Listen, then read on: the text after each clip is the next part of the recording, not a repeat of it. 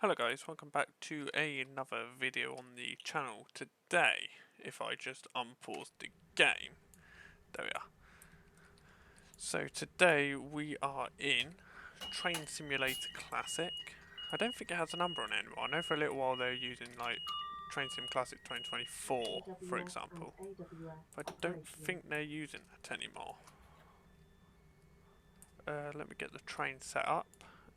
So, we are driving the class 802-1, what is a 9-car diesel-electric multiple unit. In real life it's operated by various operators, but we are using the one operated by Great Western Railway. We are operating sort of for real life timetable of service 1 Alpha 23, what is the 1326 service from Weston Mare to London Paddington, what calls at Well Yatton, Nelson Backwell, Bristol Temple Meads, Chippenham, Bristol Temple Meads, Baths Far, Chippenham, Swindon, Didcot Parkway, Reading and London Paddington. But to spice things up a bit, as this is a custom created scenario I've created by myself, let me just do the headlights quick. And I think that is now the cab set up.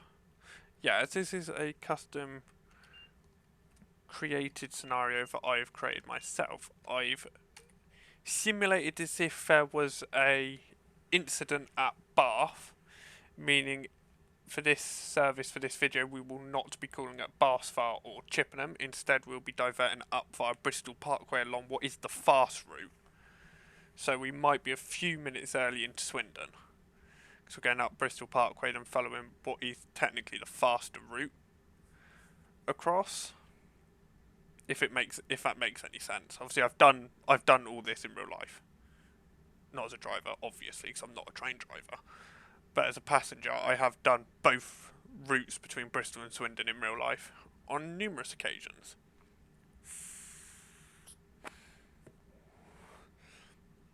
Obviously, something I'll need to know is at Bristol Parkway, I'll need to change power modes, because currently we are on diesel, but these trains are bi-mode, meaning it has pantograph. I will have to put the pantograph up and turn the engines off when I go through Bristol Parkway. This will be under the electric power lines that run between Cardiff and London. So the Cardiff to London services are fully under electric lines, where down in the West Country, where I am, it hasn't quite reached us yet, or probably never will. Thanks to these trains being able to do bi-mode. I think we're back. There we are. So buzz back, 2 on the buzzer to the guard.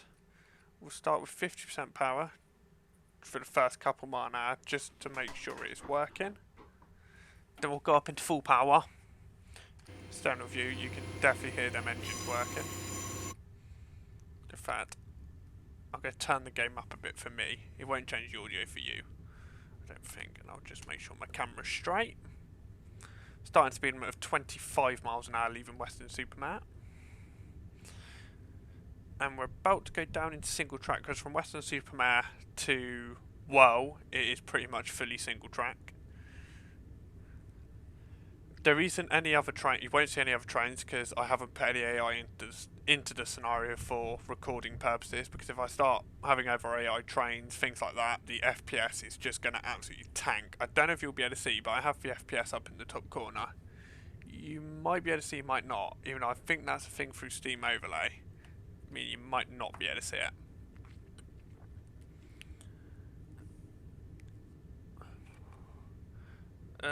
Right, up to 60. I'm using the speed set, obviously.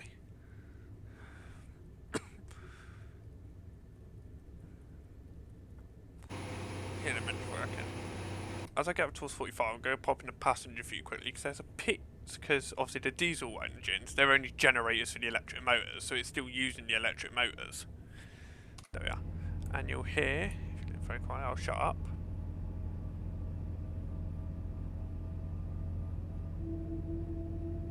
There we are. So at 45 mile an hour, the pitch of the electric motors change, and it does the same as you go below 45, going back in the other direction. That was there, what I had the AWS for. That was the beep in the cab. Was a Morpeth board for a 40-mile-an-hour speed limit. So a Morpeth board basically lets you know that you're having a substantial reduction in speed. They were in the reason why they're called Morpeth boards is after a station called Morpeth was on this side of a really tight corner. Just idle power now. This is Weston Milton. Watch try and go through quick, and then I'll continue explaining what a Morpeth board is.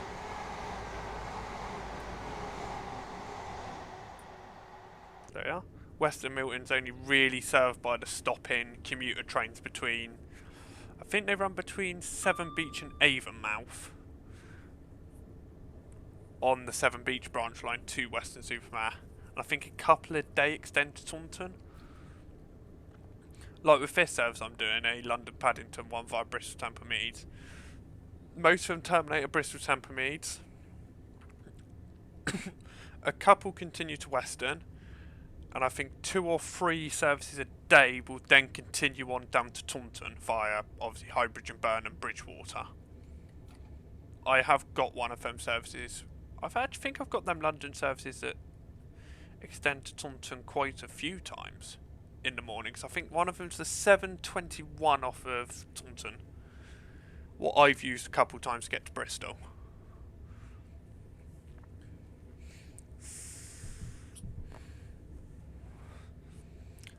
Obviously 40-mile-an-hour speed limit. It's about to go up to 100, but I'm not going to accelerate to it because we're just about to pull into Whirl. Obviously I'm doing this with the HUD on. I know there's other videos out there by people like PTG Rail, things like that do these routes without the HUD. I know the routes quite well, but I don't think I know them enough to be able to do them without the HUD. However, I'm only glancing down at the HUD when I need to double check things. I'm trying not to use it as much as I can. We'll just idle the power off now. And then add in a little bit of braking. These things do slow down quite quick when they need to. I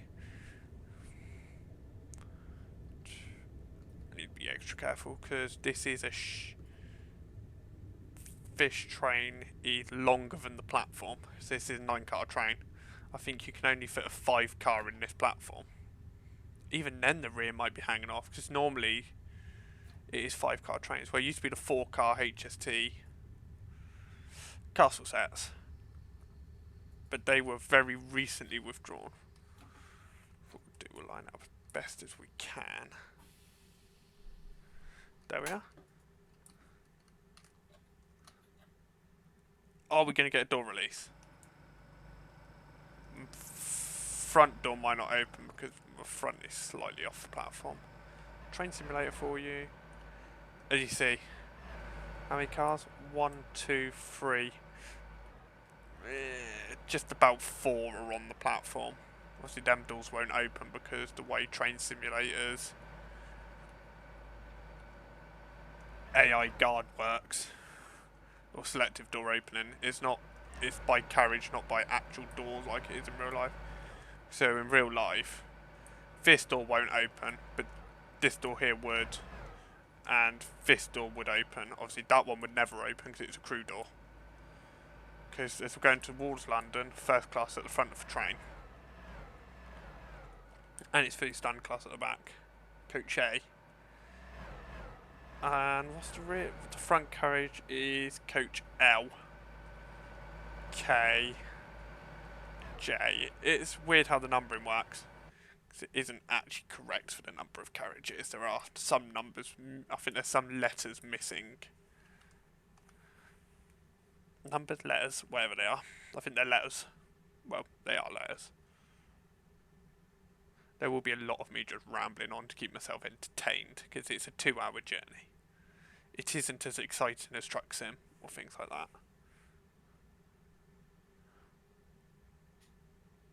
There we are, that's the interlock. That's the driver's buzzer. That's the guard buzzer.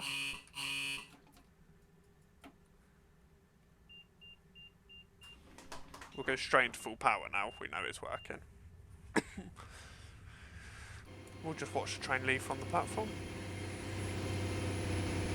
Obviously I am using the, if you can hear me, I'm using the Armstrong Powerhouse enhancement pack. for the 801, 802 and 803. Oh, and the 800. What the recordings are allegedly done off a real unit. I think they're done off of a real electric unit, but they didn't manage to get diesel recordings. So they've had to make them themselves out of mix mash for other stuff. But they, to be honest, for something that hasn't actually been recorded from the real train, they sound pretty bang on. Because I've been on loads on diesel mode on this line between, well, it's the Bristol and Exeter line, but I've been on them, well, mostly between Taunton and Bristol. If not, I've been on them between Taunton and Newton Abbot, and then swapped to go down to Paddington or something. As we are now in the 100 limit, so I'm going to get as close to it as I can. Might not reach 100 before we get to Yatton. For a passenger point of view, the irritating thing past Bristol is most of the GWR services, but GWR IET services, are stopping trains past Bristol. What makes them quite slow compared to cross country, because the fast option on this line is cross country, but anyone from the UK and anyone who uses cross country will know why. Just go on the slower train. It'll be more comfortable. I've had many experiences of cross country up to Bristol. It's not nice. And down to Plymouth, actually. That also wasn't nice, but at least on that I got a seat in the end at Newton Abbot, I think.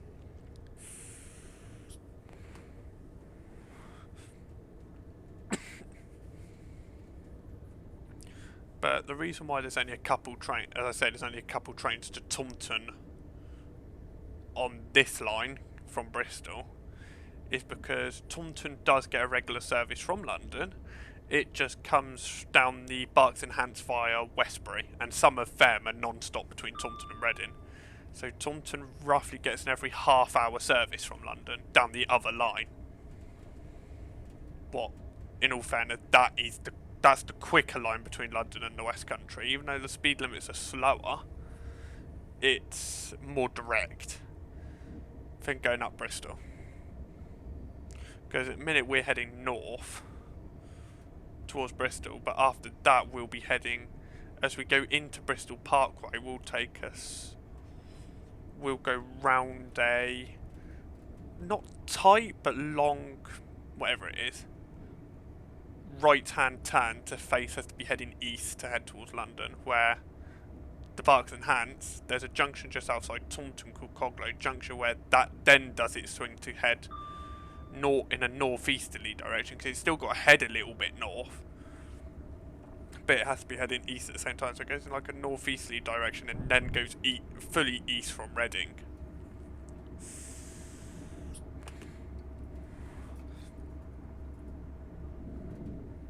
We might have severely messed up here. There's me too busy yabbering on. I completely forgot that Yatton was coming up. We might just about slow down in time. As I say, as you can see, these things slow down incredibly quick. Obviously, I don't know what you can see, what you can't, because I don't know what the quality of the gameplay is going to come out like, because if you've seen any other videos of train sim on my channel, I've done a couple before I started doing the commentaries. They haven't really come out that good for some reason. OBS doesn't like picking up train sim, hence why I was pretty skeptical about doing train sim videos. But we'll give it a go, see how it ends out. If not, I'll see about tweaking a couple settings. This platform is a little longer than Whirl, I think. It's especially fun because obviously the old HSTs off of London, they used to do exactly the same thing as the IETs do now. That'll do. We should get a door release. Maybe, yeah, not on the front carriage again, because even though it's fully in the platform, the game just doesn't want to. The game doesn't like this front door for some reason, so it might not open at all. But how many coaches are on the platform this time? 1, 2, 3, 4, 5. My voice has gone a little croaky there. So we've got 5 cars on this, so pretty much an extra carriage. Well, extra half a carriage. That's going to be a repeating occurrence until Bristol. Well, I think we've only got Nelson and Backwell now, haven't we? And I think we can fit a 9-car train in there. If not, a coach will be hanging off, because I think that is quite a long platform. I think. So I think what happened is, back when the line was originally built, I think Yatton was built. I don't think Well was. I don't think Nelsie and Backwell was either. Just by the look of how the stations appear in game and in real life, they look like they were newer editions, with Well looking like it was the newest edition. And between here and the next stop, I'm going to search it up on my iPad. So I've got the iPad next to me because while I was creating the scenario. Why is my voice so croaky? I will now explain that. So the buzzes I've got to give the guard, they are... So when the guard closes doors for right away, they'll give 2 buzzes. The driver has to return the 2 before taking power. And there's different buzzer codes for different sort of things, depending on what's going on. Like if you're leaving a plant and you hear a single buzz like this, I'll just do it myself. Like that. Basic means there's been an issue, stop. Basically. There's different ones for different things. I don't know them all. They're the only 2 I know off the top of my head. As you can probably hear, this video is going to be a lot of information because I know a lot more about railways than I do about trucks. Because that's sort of more my thing, as well as buses, things like that. So when we do an OMSI video, I was thinking I was 50-50 between 3 things: Train Sim, OMSI, or GTA 5, because I've got LSPDFR working on GTA 5.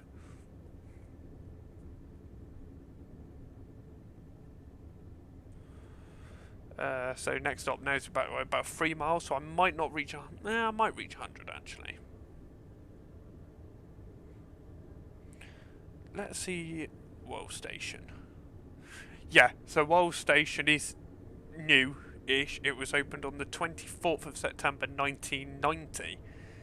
So post-beaching.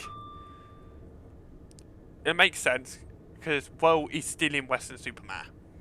There's like a massive bus interchange not far from the station by the McDonald's. I've been up there plenty of times. And I think there's an Asda nearby, where first West of England's Weston-super-Mare depot is, what was Badgerline. But I think the Badgerline branding's now slowly being phased out because it's all becoming Westbus in that region. A couple of people of my friends who watch the channel are from sort of the Wells area and now know all about that. So that's their local operator. Mine is First Southwest, or what was Buses of Somerset. What's now sort of either First Southwest, First South, or just First Somerset, depending on where you read. But the tickets on top of the bus tickets still say Buses of Somerset.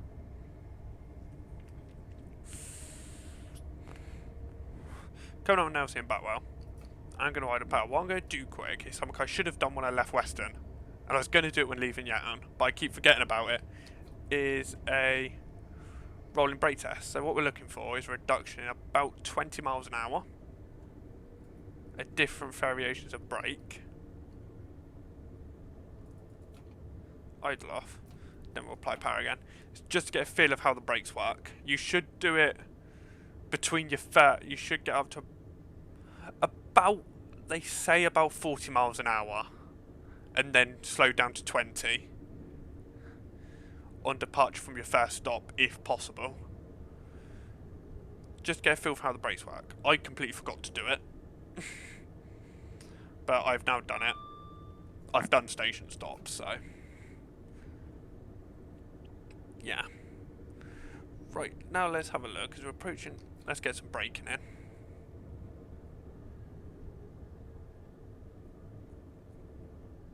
Let's have a look at Nelsie and Backwell.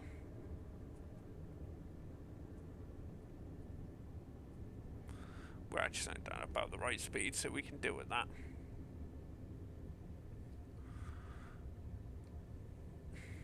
I had a bit more brake, bring the speed down a bit more, because this platform was actually shorter than I thought it was. This station sort of raised above a bridge. I know that from real life.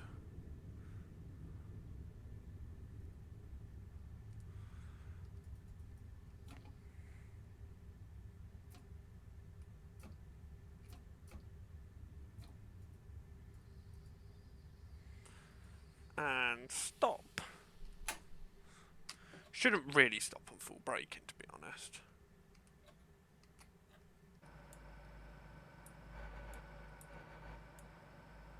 I'm in the platform.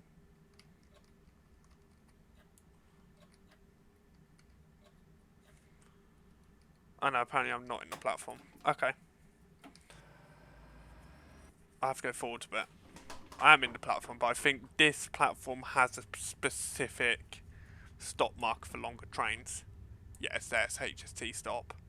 So I think in this case it's the front of the train that overhangs, not the rear. My mistake, I should have remembered that because I did see it when setting the scenario up. Is it going to now give me a door release? No. I've got to go, basically I've got to go to it will give me a door release. Okay, some of the rear can overhang. Okay. Because the rear of the train's got to be in the marker on this platform.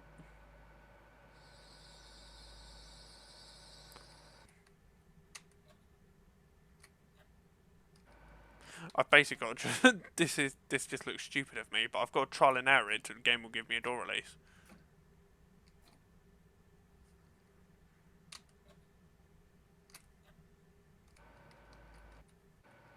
Nothing?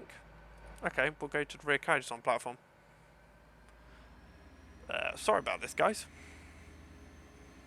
This was not intended. The game is being the game and not giving me a door release, so I've got to keep shunting forwards until it will give me one.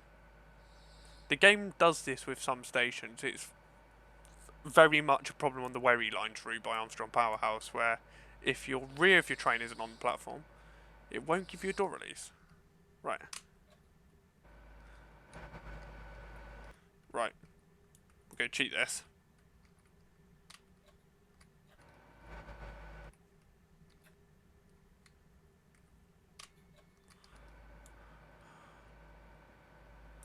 Yes, the doors are going to open when they're not even on the platform. We'll ignore that.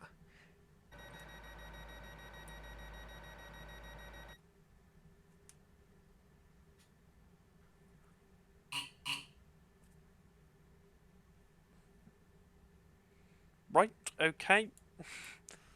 You didn't just see the hand gesture I just did. Right. We're going to have to cheat this.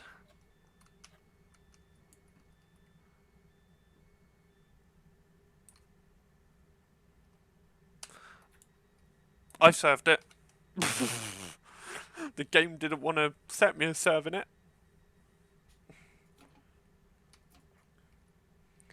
That's a little bug with the game. It's very annoying. So, you guys have seen it. I've opened the doors. I've served the station. Might have had to force it, but I've still served the station. The game won't mark me as serving it. It'll put an X next to it because the game didn't want to trigger it. It's because how old this game is. Like, it goes back to original game by Rail Simulator by Kuju. Well, I think it was published by EA in 2007. So it's a very old engine. But it's still getting updates, so you do get bugs like that quite a lot. Yeah, it hasn't marked me as serving it, but you will sort. I served it. Let's get the engine tone change again. Why not?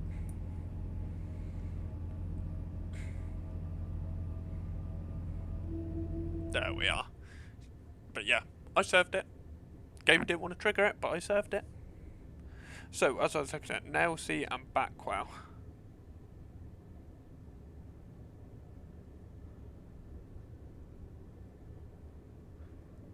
So no, Nailsea and Backwell actually opened on the 14th of June 1841, so it is one of the older stations, even though it doesn't look it.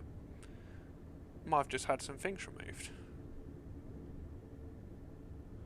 Or some upgrades and stuff, but I know, it looks like it's always been just a very basic station with only like the two platforms, and there was once upon a time with literally nothing else there.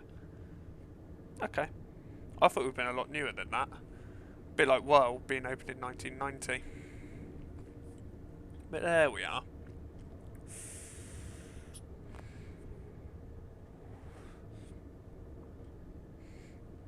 So I know the Bristol and exit route does have some history with it, with where stations were that have closed, or stations that have been moved, or stations that have opened. things like that. Like one being Tiverton Parkway, down south of Taunton. That wasn't originally there. I think there was another station slightly further down the line, in like the 4-track bit, that's just beyond the station. But you do see, when you're on that line, if you look close enough, like here, that'll be an abandoned platform or something. It's like here, and between Bristol and Bristol Temple Meads, Bristol Parkway, there's quite a lot of stations that used to exist that no longer do, thanks to beaching in the 60s.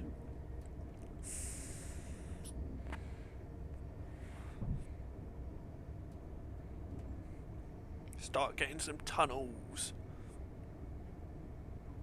Is it just the one tunnel, or is there a longer tunnel further up between here and Bristol? I'm not sure. Scenery's changed now, so we're no longer within the Somerset levels. Well, you're not from Weston, but if you do the Taunton to Weston bit, it's very flat, very straight, and very boring, because you're within what is known as the infamous Somerset levels, what's very prone to flooding. Same on the other line going up towards Westbury. You're in the levels as far as, I think, Frome, Castle Carey, Frome, that sort of area.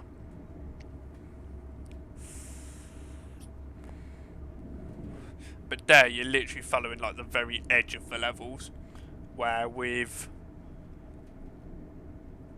for Bristol and Exeter, you're literally going straight through what is technically in the middle of them, especially around Bridgewater and Highbridge and Burnham. There's the levels that then lead out to the sea. Being at the Bridgewater end at what's known as Bridgewater Bay, but it's actually near Sherton and Hinkley Point. But if you actually want to do, your nearest place to actually go and see the sea is probably Doniford, or where you can actually go by public transport is probably Watchet. No, next off Bristol Temple Meads in 3 miles. AWS, that's another Morpeth board. What reminds me, I will actually go into what a Morpeth board is. So the reason for a Morpeth board is there's a station on the East Coast main line called Morpeth, what has a very, very tight curve going into it, like almost a 90-degree, you basically turn 90 degrees in a very short space of time. And because the limit on the track leading up to it's like 100 or 125, one of the two. What used to happen is, before Morpeth boards were a thing, is drivers used to often forget that the speed limit was about to go down and go careering into the corner at 100, 125 mile an hour and end up having quite a catastrophic derailment. And I think it happened like 2 or 3 times. Then they decided, what can we do to stop this? And that's where the Morpeth board came from. A triangle board with the upcoming speed limit in it and an AWS warning. It basically tells the driver, hey, if you've forgotten, you're about to slow down. And they, for the most part, they're put in a sort of way that if you start braking on a decent brake application when you get to the board, you'll just about be at the right speed by the time you get to the speed board. I think this is either Bedminster or Parsons Street, one of the two. If not, that's Bedminster. Cancelled the AWS before it emergency brakes us, and this is Parsons Street down here. 2 of the smaller stations that are not served very often at this end of the route.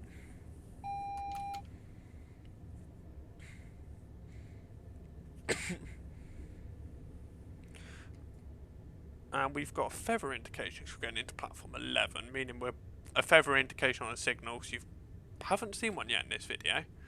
Basically means that you junction up coming, you're changing track in the direction of it. They can have a certain amount of feathers for whichever sort of how far on the junction you're going, how many tracks you're changing. So you can get one with like, I think the maximum 6 feathers, so 3 on each side. Before it becomes one of these, this is a theatre box indicator, what basically shows you what platform. It's showing 12 because we'll go through platform 12 to get to 11, because 11 and 12 are the same physical platform at Bristol. I hate Bristol Temple Mead Station as a with a passion, just because of the odd platform layout. Like 11 and 12 are they're two separate platforms, but they're at two different sides of one physical platform. But in signalling terms, they are still two platforms. Like here, we are going to go through platform 12 and platform 11 is at the other end, but for a longer train, we'll be in both.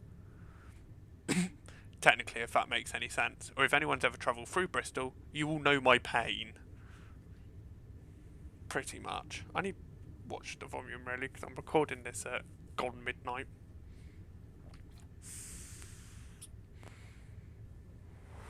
Start bringing the speed down a bit now. And by that theatre box, there was a sign what had AWS and a cross over it. That basically saying there's no AWS magnets until I see a sign saying otherwise. So this system here is inoperative. It won't do anything. It won't work because there's no magnets for it. It's because this is a very low speed and complicated area. So if there was AWS, it would probably just cause unnecessary issues. I've got to pull right up to the signal here. What I'm going to use the external camera for this. Just to make sure, yeah, I'll be about the right place. And stop on a low brake application. Into neutral, that.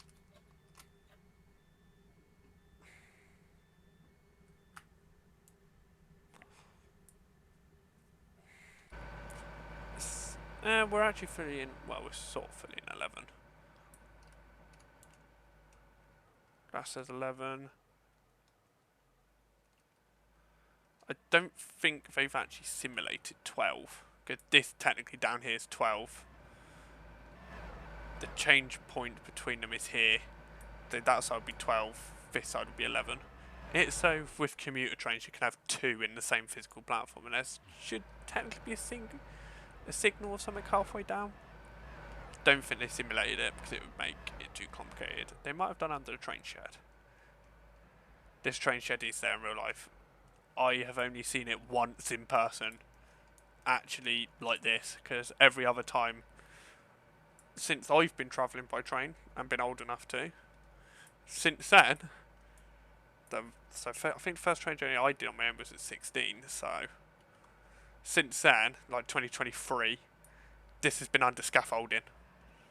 It's gone down to about here, so it's like been very dingy, like Birmingham New Street a bit.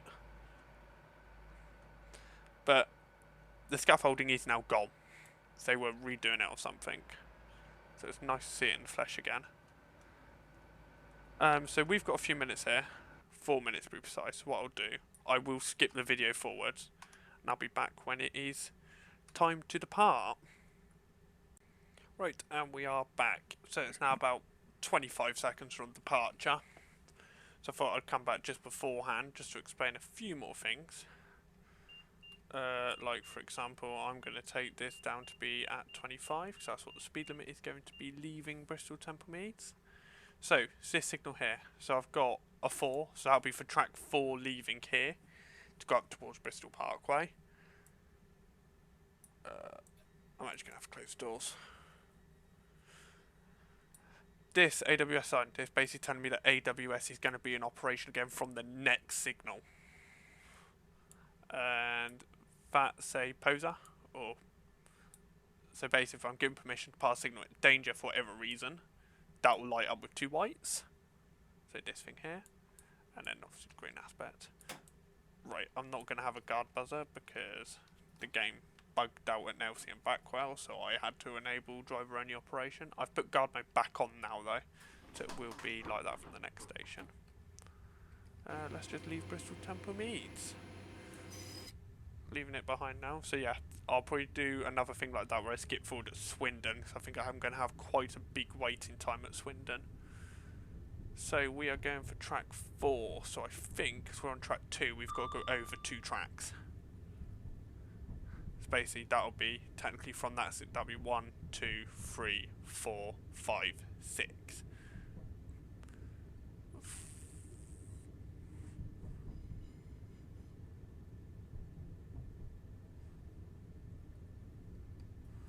From that signal. Okay, the train's doing weird stuff over the thing with the power. So we're losing speed around the point, so it's trying to regain that speed. Yeah, so tracks 1 and 2 would have been to go down there towards Bath. That's the route this service in real life would take. But because of where I've simulated the diversion, we are now on diversion, going up this way towards Bristol Parkway. The faster route. Somehow. Wow, I think this kid's got less stops. You're missing out 2 stops. And you're up to 125 a lot quicker, and you're on electric a lot quicker.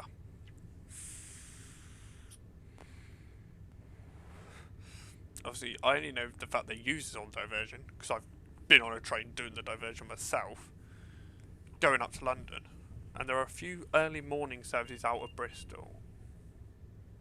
Yeah, it was doing one of these diversions on the first train off of Bristol for morning, where I stayed in Bristol overnight, and I was going up to, I think we ended up, me and my mate, we got off at Reading, we got Rare to Heathrow, because that's where our hotel in London was. Bring the power back in. So, what we've got here is, we are on these 2 tracks, so 3 and 4, at this, well, 1 and 2, 3 or 4, depending on which way you want to do it. Technically it's 3 and 4, but it's the up and down fast, so we are on the, so we're on the up fast, technically. Then the other way is down fast. Is whatever direction you're heading towards a major point, I think, so I think it's towards London. In our case, so we're obviously on the up fast. Then they are the up and down slow, well technically known as the up and down relief. Back before, I think it was 2019, I want to say. 2019, might have even been early 2020s, a couple of years ago. It was only the relief lines. These fast lines weren't here, because they had been closed during the beach knacks, falling into disrepair, and then they were rebuilt and brought back due to some modernisation in the Bristol area to allow for a new station to be built at Ashley Down, the site of which I think we passed, but I don't think it's included. If it was included, it will be just around this corner, I think. I want to say. I'm not sure where it actually is. I know, it is included. So in basic Just Trains Western Main Lines, without this mod pack I'm using to add in... What's it add in? Yeah, this is actually down. It doesn't look like this in real life. This is a very basic thing. So it's literally just been put in because the main bit of this electrification thing, because the original route was set in 2015, but someone over on Alan Thompson's sim is making an electrification pack to basically modernise it to bring it to how it is today. Ashley Down opened I think it was last year, either last year or the year before. I think it was last year. Well, 2024, so yeah, it would have been, or was it early 2025? I'm going to have a look at that now.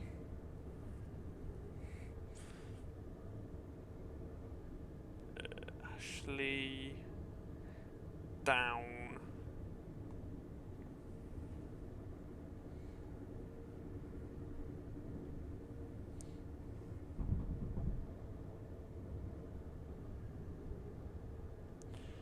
Ashley Down, there it is. I'm just...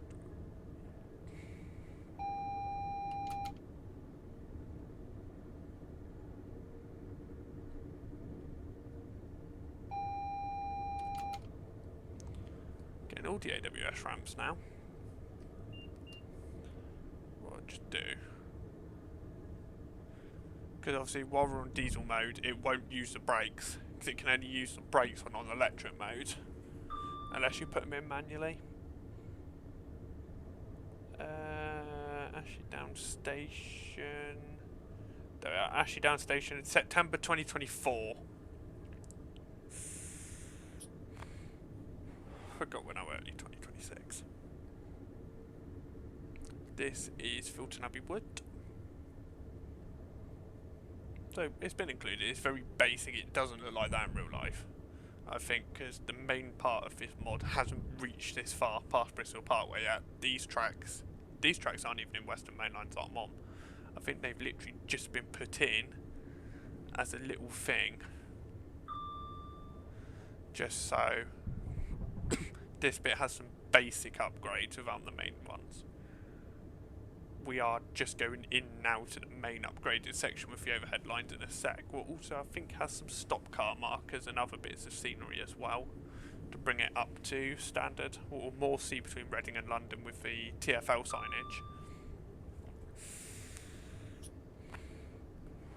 So I don't know, because I haven't driven past Reading on this version of the route yet.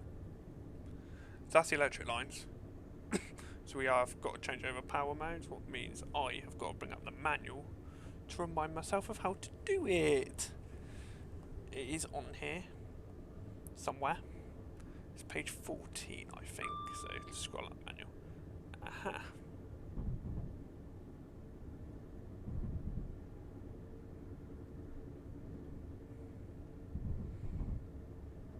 So we've got to take the power off and hold the N key.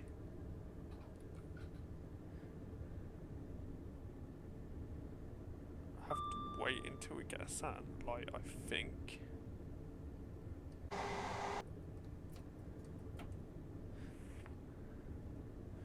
we go. I did that pop up for myself to remind myself to do it. And up to 100. We are now under electric power. As you see, train's accelerating, no engine noise, just the pantograph. On the front on these, believe it or not, there we go. Pantograph is now raised. And we're on the electric lines now the whole way to London. Next off is 33 miles, so this is the longest section I think between two stops, is Bristol to whatever the other place was. Bristol to Swindon is the longest section on this scenario between stops. Followed up by Reading to London, what is about 33 miles itself. So there will be some scenery mismatch of floating objects on this bit, obviously because this is a freeware community made upgrade for the route, so it isn't going to be perfect by all means. But we can look past that. Obviously to have it has quite a few requirements, one being these overhead lines themselves are a part of the Alan Thompson Sim overhead electrification pack, what I think costs about a tenner, I think. I can't remember, it's been so long since I brought it. So I brought it for an earlier version of this route upgrade, and for South Western Expressways to Reading, or extended Just Trains' original modern South Western Express trains up to Reading. Obviously, South Western Expressways, now the one that you can get on Steam or off Just Trains now, it's their most recent one to be built. It's got better scenery, but it's backdated. It's based in like 2009, so like the 80 van, before they upgraded the Reading area or did any signalling upgrades or anything. So it isn't how the route is today. However, this and that mod, the original route is.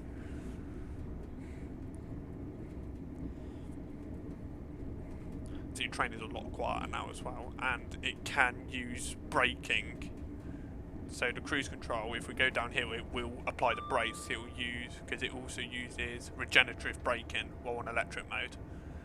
What the speed set, cruise control, whatever you want to call it, uses.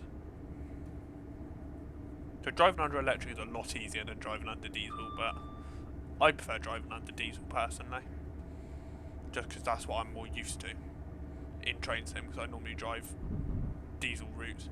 That turned off now, that's the lines up towards Gloucester and Birmingham, for mostly used by cross country, but GWR do have a couple trains that go up that go round there to go up to Gloucester. So that's what that is. Allows cross country trains to get up to Birmingham to then join the West Coast main line to carry on up country towards Manchester, Edinburgh, Glasgow and Aberdeen.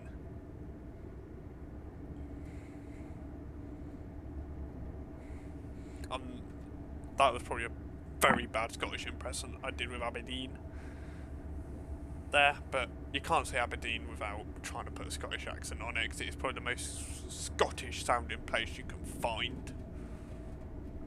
Other than Perth. No, because Perth, Australia.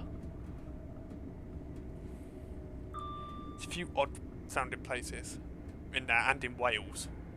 We'll do Wales in another video, because that's also on this route. It's just only electrified as far as Bristol Parkway. So I'll probably wait until they've done the electrification in game all the way to Cardiff to do that, and then I'll do like London Cardiff or something. Or I'll do just Bristol Cardiff, because that would be me doing this route again but in reverse. Well, it's slightly different in the reverse, I guess.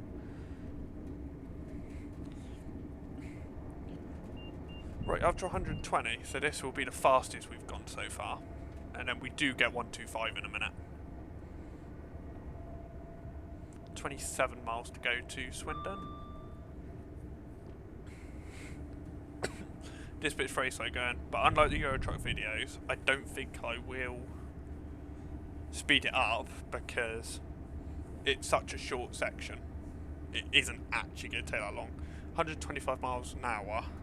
Well, 120, that's twice 60, so 120 technically 2 miles a minute. So it will only take, what, half of 26, so obviously half of 24 is 12, so it only take about 15 minutes to cover that distance. What Eurotrot one, it was pretty much me doing almost an hour of motorway driving. And speeding up with trains, so if I was doing it speed up, I'll speed up the whole video. So obviously it'll be a bit more mix mash. Like for Eurotrot one, speeding it up in them bits sort of works, but with train sim, you're already going quite quick. Speeding it up is just going to sort of go away from the realism a bit. Obviously now I think I've been going for about an hour on this video. Well, I've been going for 14 minutes on this part of the video since leaving Bristol. So altogether it's probably about an hour at this point. It means about another hour to go. Well, it's 14:14 at the minute and we finish at 15:36, so about another hour and a quarter. If what I'll be doing this for. I think this might be the box tunnel. I'm not 100% sure if that's on this line or the other line. I'm not 100% sure. There's so many tunnels on both lines. Up to 125. 125 is the maximum speed a conventional train in the UK can go. Obviously trains on high speed one, they can go a bit faster up to 140, and then the Eurostar trains can go up to 186, or it's 300. That line's done on kilometres an hour, hence why the 186, because that's 300 kilometres an hour.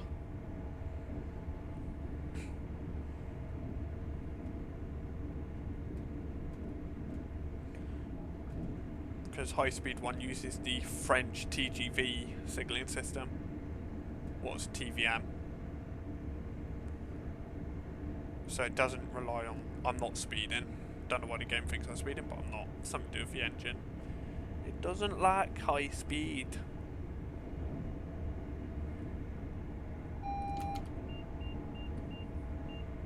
We've got to slow down to 110.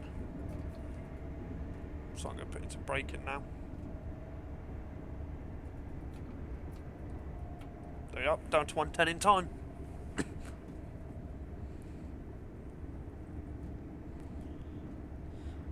We'll go up to the next signal up and watch the train pass. With some speed. Here it comes. We'll have some horn action. Here it goes.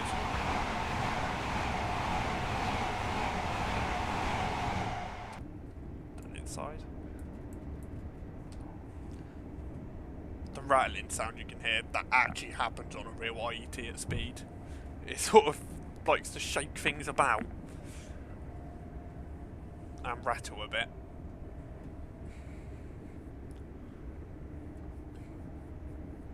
That was a little thing that everyone brought up with the IETs at high speed when they were first introduced. It's the high speed rattling sound. What I suppose is a bit irritating, even though I don't really notice it too much when I'm travelling on one. That's probably because I've travelled on them quite a lot more than other people would have done, I suppose.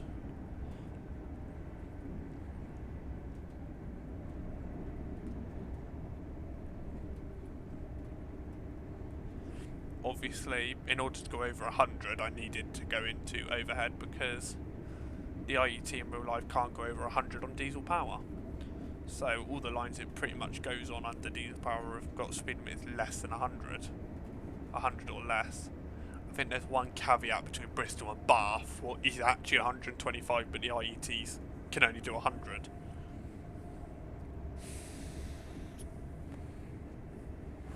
So journey times are only really made quicker under electric. Under diesel they're not. They do get up to speed a lot quicker than the HSTs did, but in terms of top speed under diesel, the HSTs come out on top. I will do a video at some point in a HST. I could potentially do the Cardiff video like that in a HST. And just use the original version of Western main lines. If I don't use the original version and I only do Bath Bristol, Bristol Cardiff or Bristol Swansea even, I'll use South Wales mainline modern, what's on ATS. Might use that to do it with. If I don't do it like that, again, as I said at the start of the video, for this, it'll just pop back in my head. There aren't any AI trains, so you won't see any other trains. The reason why is if I start putting AI trains in, it would cause very, very many issues with stuttering. In fact, I'm getting some now. That sorts it out. Quite a lot of time for game starters, it just save it and it will sort it out because it's very high RAM usage. I am about to be speeding very briefly. There we go. We're fine.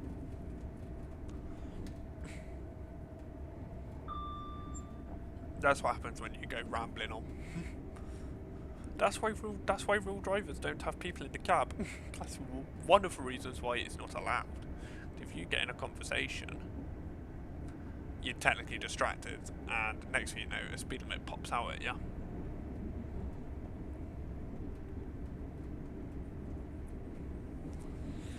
Back down to 110. The thing with this line, even though it's a quicker line, it's got a lot more dips in the speed limit. It's not always 125, where on the other line, once you get into 125, other than slowing down briefly through Bath, you're pretty much at 125 the whole way to Swindon. Once you're on electric, that is. So you're not on electric till Chippenham. I think it's just after Chippenham where you go onto electric, not actually at Chippenham. It's another one that happens on the move. Meanwhile, the Bristol Parkway one, if you're coming from Bristol, that will happen while you're stationary.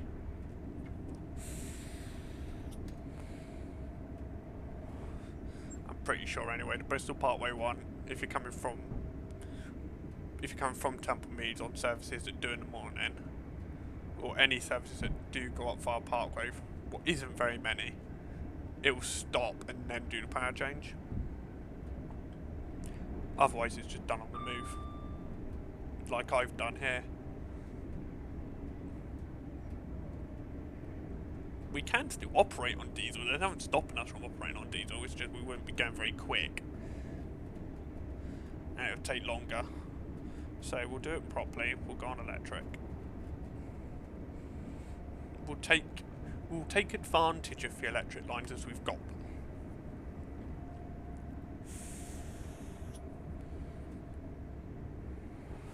Obviously this is only recently released to have the electric lines halfway to Bristol. Beforehand, I just would not do it in an IET. Because being stuck at 100, 110 at a push, the whole way up to where it did got, where it ended before, because it ended before it did got. It was just a drag.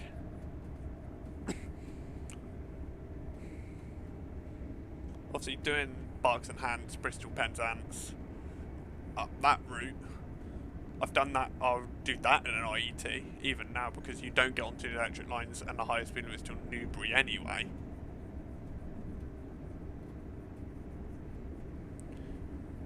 And then you're not at 125 for very long with that.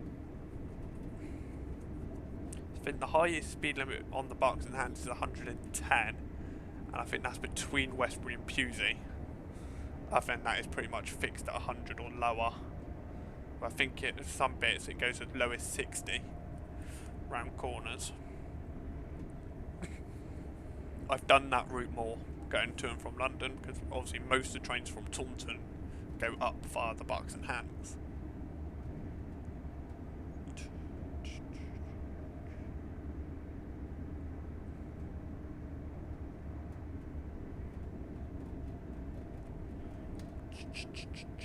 Where are we now? What are we on now?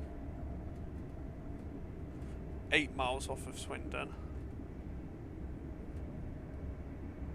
Yeah, 8 miles. Due to 14:39, I'm definitely going to be early.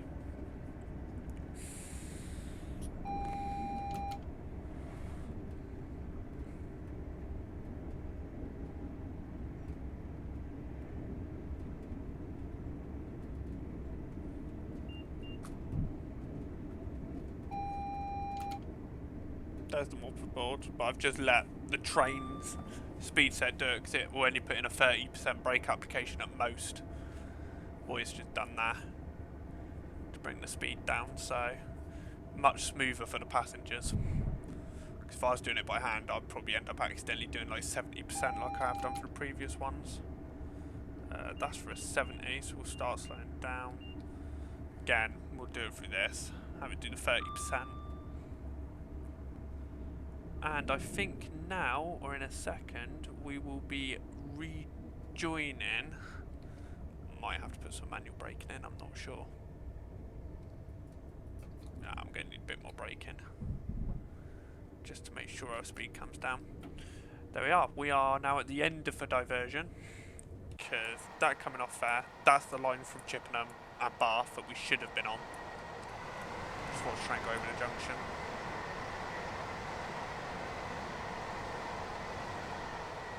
That's the original line we should have been on, but we've now rejoined our normal line here.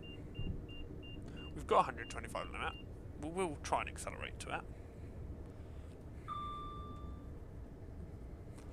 But I think the speed limit drops quite drastically quite soon for Swindon. I think we're going to be around 10 minutes early, what means I get a 10-minute break to go get a drink and sort a few things out quick. And what I'll do the same as I did in Bristol. I'll just skip ahead to about 30 seconds from departure. Once we get into Swindon, so it's going to be quite a long stop. Just because we're running so early due to not having to stop at Bath or Chippenham and gone the quicker way round. The reason why I've done it, I thought I'd do it as something different, because I'll probably end up covering the Bath Chippenham bit in another video.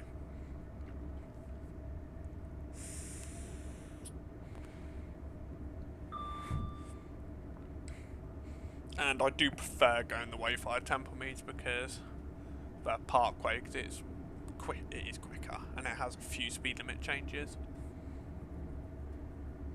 I say at the higher end these things are not good at accelerating, as you can see. We've done almost a mile and a half, and we've only gone up 30 miles an hour. As you see, there are some poles missing. That's more my settings within Train Simulator, because if I had the scenery cranked up to full, my frame rate would not be good. What I'll do, I'm going to save my progress just to stop it from stuttering in a minute as we load in, because it will try and load in. I think it will load in up as far as Reading. There we are, so we'll now idle the power. Yeah, about 105-ish, 106.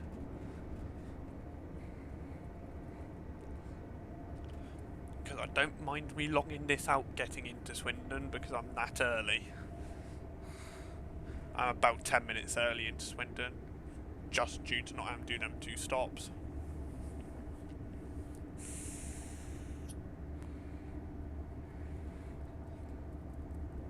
So it does prove this way's quicker. So I've used the real life timetable, so the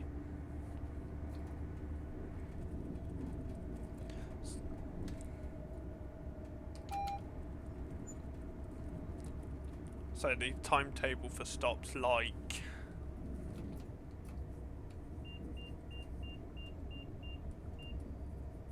yeah, so timetable for all the stops I am serving are based on what the real service would serve at the times the real service would serve it and the real times it would be in the platforms if it was on time getting in. So I'm not due off of Swindon until 14:41. It's only 14:27. Just because I've gone the quicker route. Put some brake in now. Just slowing down to a 30 limit in a sec. To what then reason AWS and flashing signals been, they've been warning me of an upcoming change in track.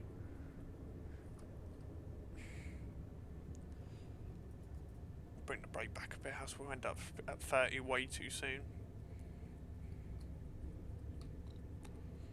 And I'm just about to see the platform now.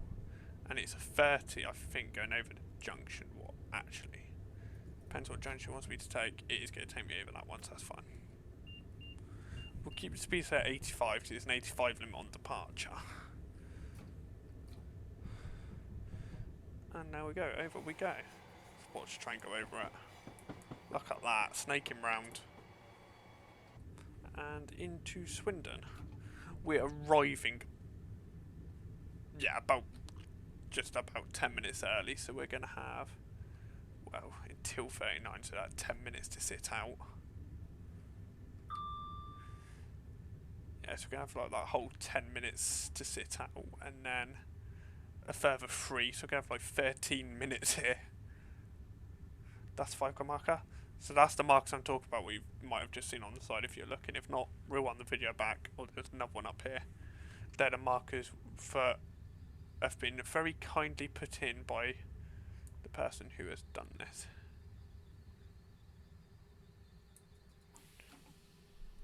I've stopped a tad bit short there.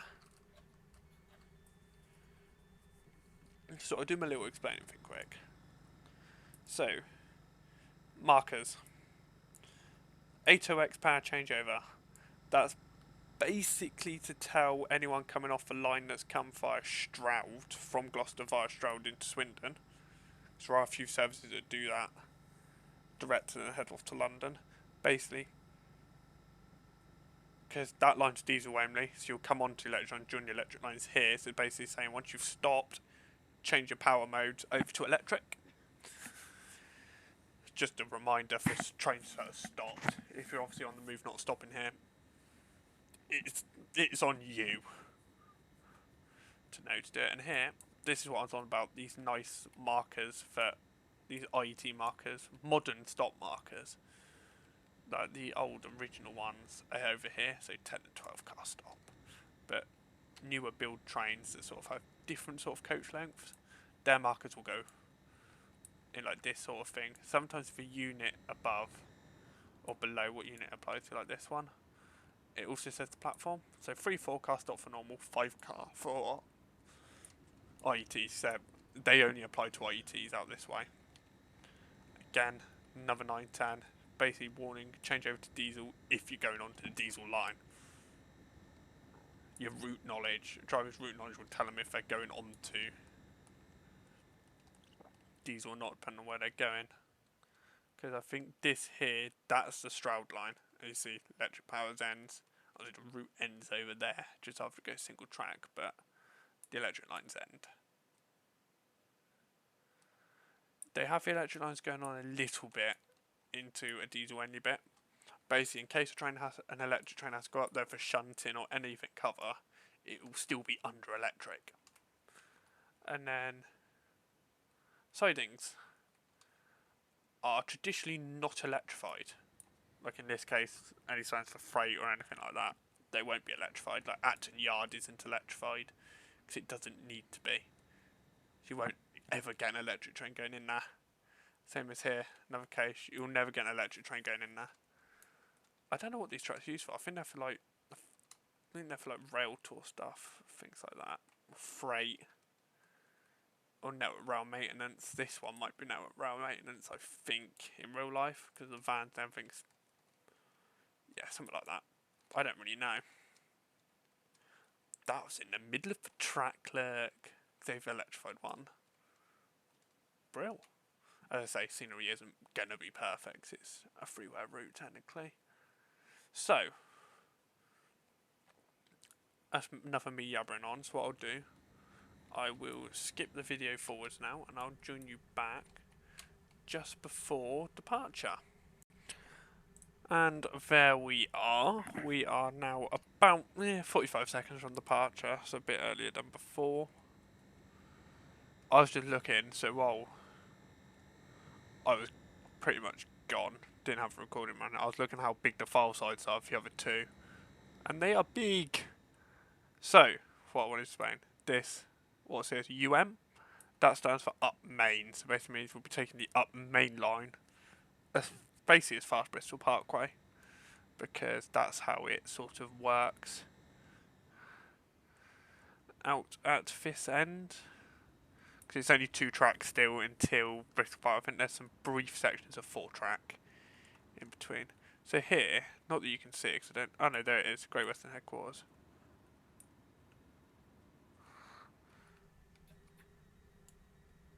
Okay, it's still not working. The guard is still not working. But that round in there is basically that work. It still gave me the buzzer.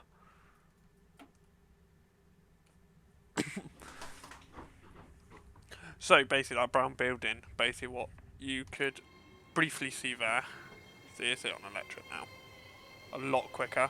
But yeah, that brown building you see there, or over there, that is Great Western House.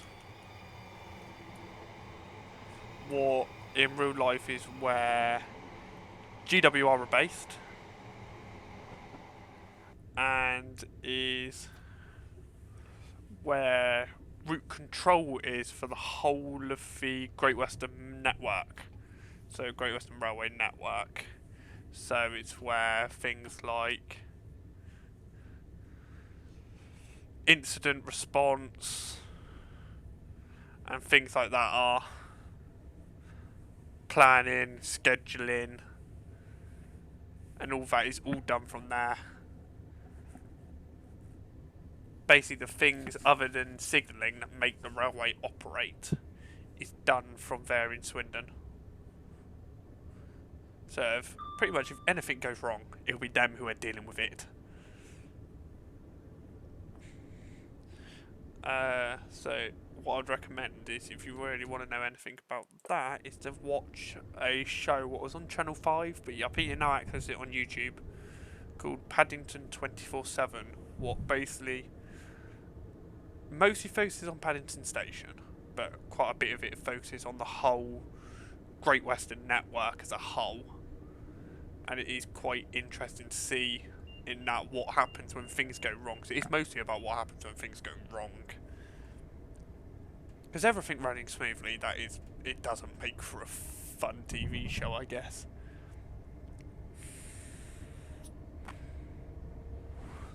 But that is definitely worth a watch if you are interested in railways or anything like that. Or want to just find out more about what I'm yabbering on about doing this run. So 20-ish miles to Didcot Parkway. This is again, these are now long sections of non-stop running now. And Didcot Parkway is now the next physical station as well. There's no like little stations in between. There used to be, until the Beeching Acts in the 60s, but since then there hasn't been. Will sort of make sense, there's literally nothing for miles. This is Chipping Sodbury. or the area around Chippensodbury. Another place where I'm pretty sure there used to be a station, but there isn't anymore. There's just a few sidings or something.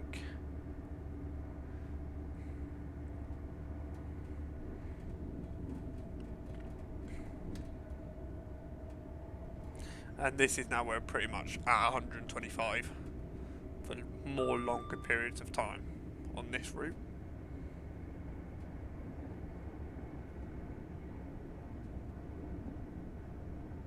Obviously this bit between Swindon and Didcot I've only done a handful of times myself. Like I've done Bristol to Swindon via both routes numerous of times. Because there's a lovely Day Ranger ticket, what is the Heart of Wessex Day Ranger. I think it's about £20, £22. What gives you a day's unlimited travel between Bristol, Swindon, Yate, Weymouth, Castle Carey. Basically around all them places. For like £20, it's a very great value ticket if you are interested in railways or anything like that, or just fancy seeing new places in that range to just explore, unlimitedly explore the region for the day. It's valid any time after 9:30, because obviously peak time on the railway is only the morning peak. The evening peak doesn't count.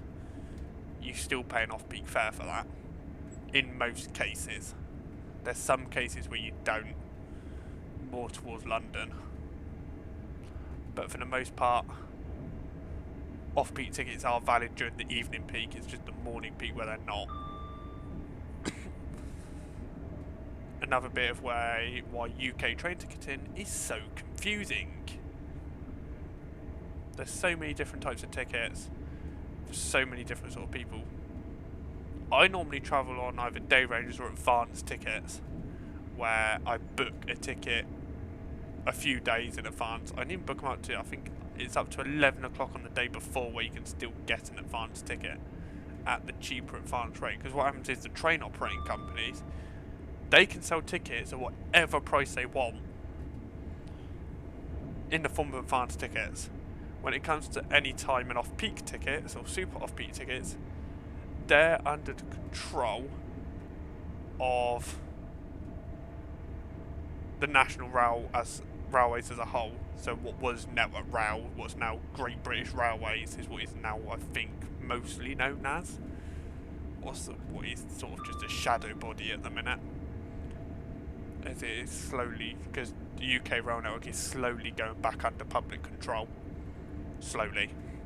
But I think after that it will be contracted out to the private operators to actually run it, but everything in terms of timetables, services, tickets, catering will all be handled by the governing body. So by the state, basically, like it is in Germany. So German railways are state controlled. As we know, the reliability on German railways is shocking, to say the least. The game still thinks I'm speeding at 125, even though I'm not, so that's fun. But yeah, as we know, that's pretty shocking.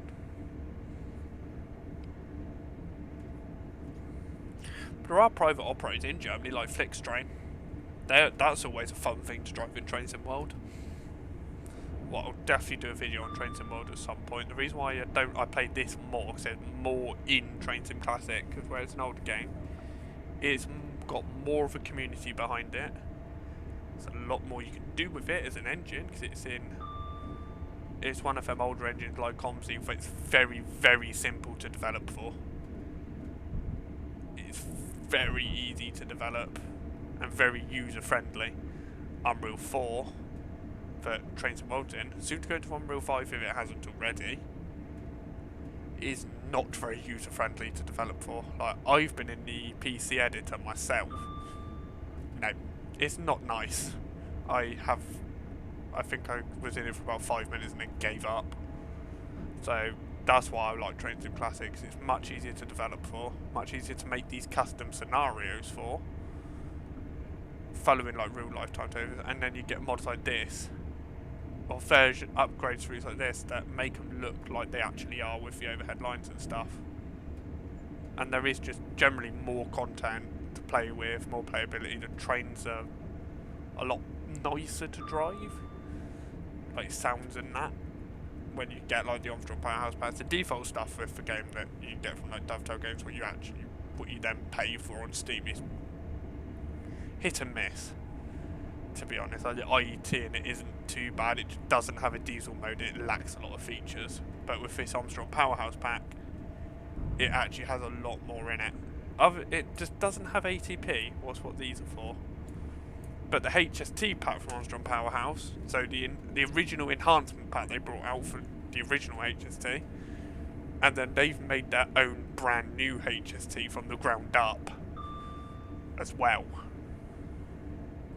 What sort of replace the enhancement pack? I do have it. It is very nice. It has all the features in it for like the real train would for the most part. What's physically simulatable anyway, and it's very nice to drive. I will definitely do a video in it at some point in the future. I just thought for this video, do it in the IET because we'll use the electric lines and do it how it is modern day. I've set this in the summer, in like I think June, so June of 2026 I've set this now, so it'll be about 6 months from now, just to be able to do it in like the summer, because that's where the game sort of looks its best. I say the graphics they're not all that compared to Train Sim World, but the playability in it is a lot better. Because Unreal 4 isn't really made for simulator games. It's more made for your titles like Fortnite and your like Call of Duty, your AAA games, your first-person shooters, your car games, somewhat, and things like that. Not really for your core proper simulation games.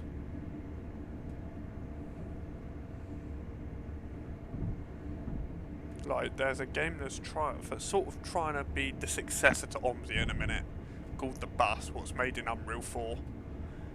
It isn't as good. It lacks its graphics are brilliant, spot on. It looks pretty good, but it's just its physics, its features, what it simulates, it's just not there compared to OMSI, and its modability as well is just not there compared to OMSI. As I say, if it's not broken, don't fix it.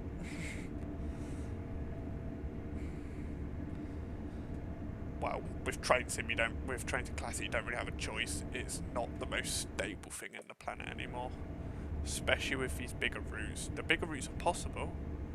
Well, they're not possible in Train Sim World, but they're possible in this. However, it's, again, not all there.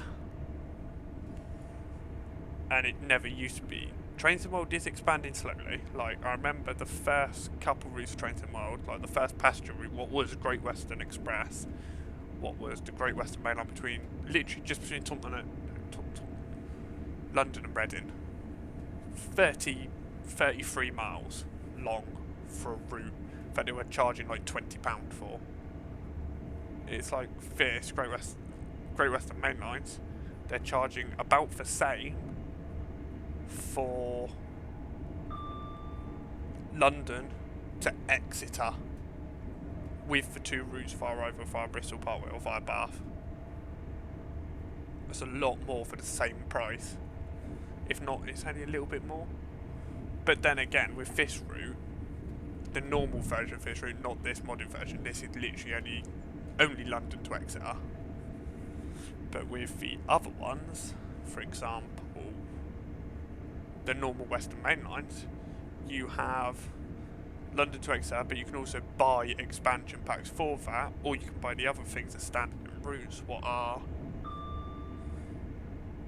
Exeter to Plymouth and Paddington, what extends onto it, and then also Plymouth to Penzance as well, and the Chiltern Main Line's bit between Oxford and Bicester.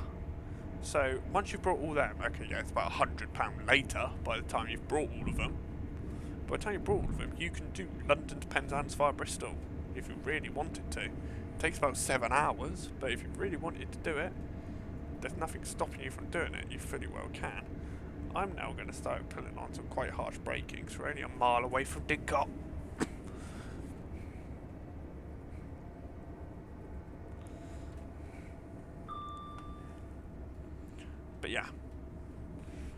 trying to say is there's a lot more in Train Sim than there is in Train Sim World. Like, I think the longest route in Train Sim World to date might be the Riviera line route, what is Exeter to Plymouth and Paddington, so the same as the South Devon mainline route. Expansion for this route, same length as that. What? Okay, yeah, as a standalone route, that suffices in route length. Like, they do that for this as a standalone, or you can expand it onto the original Western main lines. You have the options there. I know you can't buy the original Western main lines on Steam. You can only buy it off of Just Trains' own website because it's made by Just Trains. You can only buy it off of there, but South Devon mainline you can buy, and Cornish mainline, the other one, you can buy both of them on Steam. They obviously, them versions will be just standalone routes.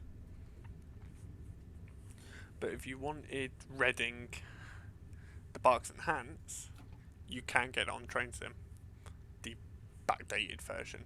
Their newer version they've released, but what was backdated to like 2010, 2009. Whatever it is they backdated it to. You can buy that on Steam. That's how I got that route on Steam. But this route I got off of Just Trains. As well as the expansion packs for it, because I do have the whole lot.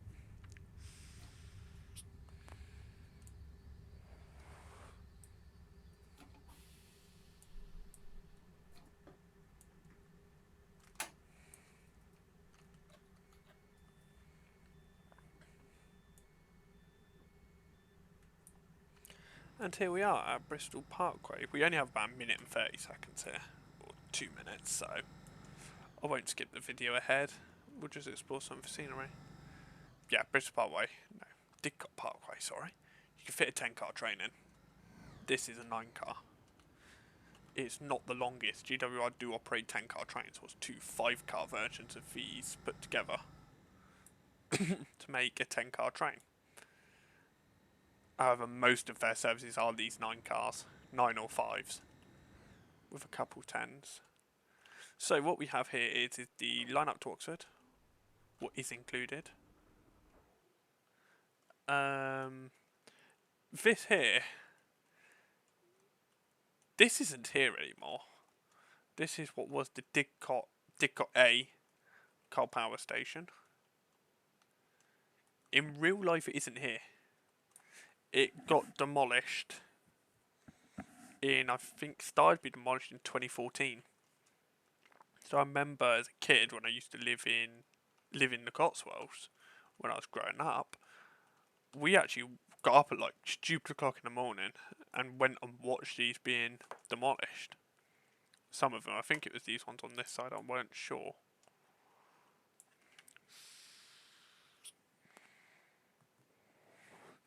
But yeah, I remember watching some of these. It might have been these ones over here. I don't know which ones it was, but I remember seeing a block of cooling towers being demolished as a child.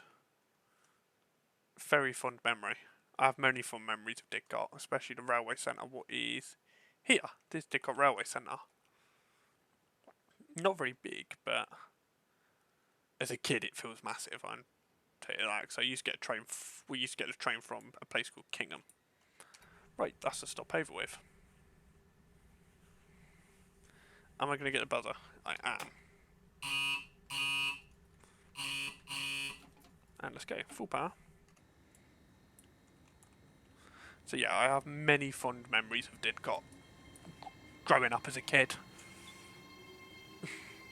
Prior to 2015, where I then moved down to the West Country.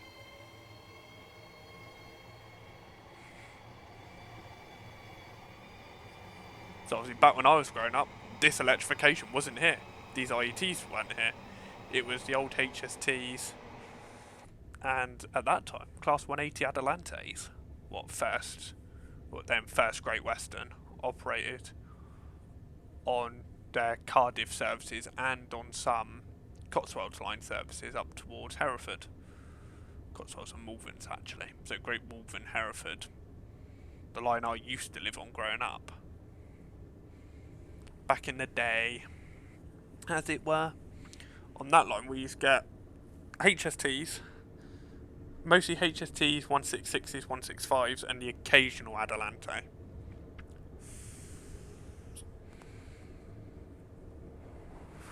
So there used to be a lovely poster at one of the stations. I think on all the stations on the route, what were like your fleet through this station, what pretty much showed what trains go through there. What being the HST 166, 165, and the Adelantes. So three different train types. Obviously, when I moved down to the West Country, mostly through Taunton, it was just HSTs. HSTs with the occasional 158 Sprinter, or Express Sprinter, whatever you want to call it, and the occasional 150. But for the most daily running, it was, for most of the daily running, it was HSTs galore and the occasional 158. What they still operate the 158s. So obviously now through Taunton, it's for the most part it's IETs. So it's on GWR side. So for the majority it's IETs, and then you obviously get your occasional 158 or 166 or 165. So 165s, 166s operate alongside the 158s on the same diagrams. They're pretty much, in terms of speed capability, they are the same, 90 mile an hour. Just the 158s are a little quicker off the mark, with them being slightly older. But they don't have many 158s left now. It is mostly the 165, 166s. And most of them are either really early morning or really late at night, going between Bristol and Exeter, because their depot's in Exeter for them fleet. For that fleet is in Exeter, so they have to get from Bristol back to Exeter, and they tend to run it in service. So I think the last train off of Bristol heading towards Exeter is at 00:45. But if you're on a night out in Bristol, it is very useful.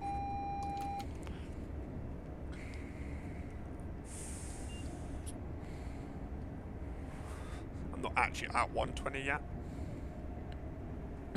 But I do know if it's 120 limit here, because we're now on the route. So when I first started playing trains in the original Great Western Mainline route from the original rail simulator in 2012 was the bit between Oxford and London. So my voice is so croaky. So yeah, I know if it's 120 mile an hour limit in that, but in that it ended at this bridge. But actually in real life it goes on quite a bit of a way to Reading. I only found that out because I've done this electrified bit in another scenario. It wasn't for recording purposes. I was thinking of recording it, but it's more because for trains I do make scenario packs. I've not released any yet, but I've made a couple that are in the works. Some have been in the works for the last few years. Will eventually be posted somewhere. I just don't know where to host them yet. But once I get that sorted out and get them polished out, fully done, they will be available. And I will make videos showing them off, basically. This might become one of them as a part of a pack. Might. But it would have to have some AI first. But now I've just made this one for recording purposes in order to make this video. This is quite a short section between stations, to be honest. Only being like 15 miles. We are now fully 4-track as well the whole way to London. So we are now in the main Thames Valley commuter belt. So the way the UK rail network split up, for the most part, you have your intercity trains, so your IET, things like that, what I'm doing in this video, that go multiple regions, and then you also have your pretty much region specific or city specific commuter networks going in or out of that city. This one here, this is the Thames Valley one between London, Reading and Didcot. Well, London, Reading, Didcot and Oxford. What in now, it used to use 165, 166s. Now it uses class 387 Electrostars, 110 mile an hour Electrostar units. What can either be in 4 or 8 car configurations. They're mostly 8 cars during the peak, but off peak they tend to be 4s. I'm pretty sure. I don't know because I don't really travel about in the Thames Valley that much. Unless I'm in London. Well, I go London quite a lot because it is just transport related. For me, it's just quite nice to see what's there and just ride about, to be honest. Also, I've only been this way into London about 3 times I can count. Yeah, about 3 times. I've been as far as Didcot 4 times. Because one of them I got off, gone up to Oxford, got a bus to Chipping Norton, and then another bus to Banbury, and then got the Chiltern service into Marylebone. What was a nice little trip. That was part of something I did for a Christmas with my mate. Me and my mate tend to do a little trip on the run up to Christmas somewhere.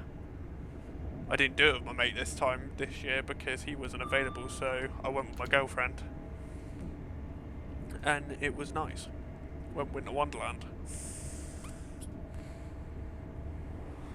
What is expensive?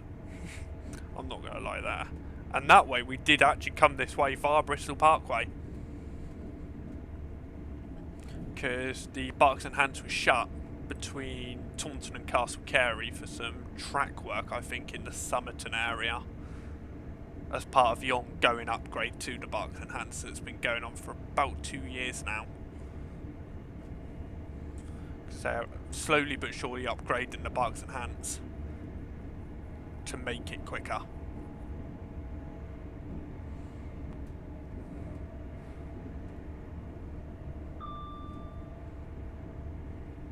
Will it ever get electrified? Probably not, but only time will tell. It's possible to electrify it. It's more feasible and possible than Bristol Temple Meads, because the track layout around there, to electrify that will take some brain cells, and it would be quite expensive to electrify Temple Meads. Let's see if it's even possible under the train shed there, because electrifying to Bristol Parkway and to Chippenham, they had to lower the track under quite a few bridges and tunnels in order to put the lines up. So there wasn't enough clearance for the electric lines.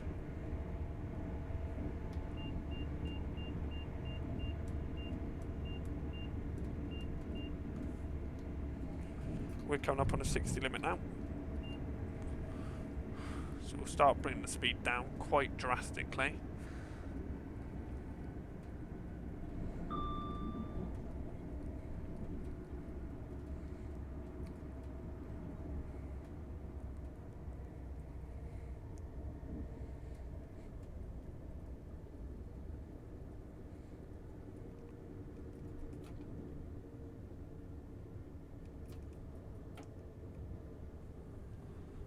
There we are. So we're at 60 now because the limit over the flyover into Reading is 60. What? Doesn't feel very quick now. We've been going at 125, but this is how quick it is. Still a decent speed. But 60 mile an hour, you're covering a mile a minute.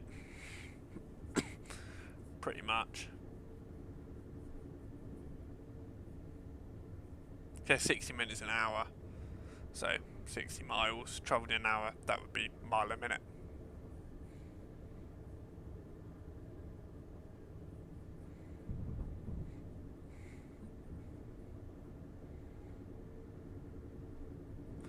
Over the Reading flyover and down to your left there, that is Reading train care. That's where the Electro Stars, nowadays Electro Stars for, let me get this right, the Electro Stars for the Thames Valley commuter belt, the Newbury services will go down that line there, and the, wow, and the Heathrow Express trains are now maintained at Reading train care. Maintained and stored. They used to be stored at North Pole Depot, what is at Old Oak Common, but it's on the other side of the tracks to Old Oak Common. But since the HST's withdrawal, Old Oak Common Depot is now what is still existent of it, not a lot, but what is still there, is now the Elizabeth Line depot, or Crossrail, whatever you want to call it, purple train depot for the western section of it. I think it's one of two depots. I think the other depots are Ilford, but that's the main depot. But that now is Old Oak Common. And what used to be the Heathrow Express depot at North Pole is now GWR's depot for the IETs.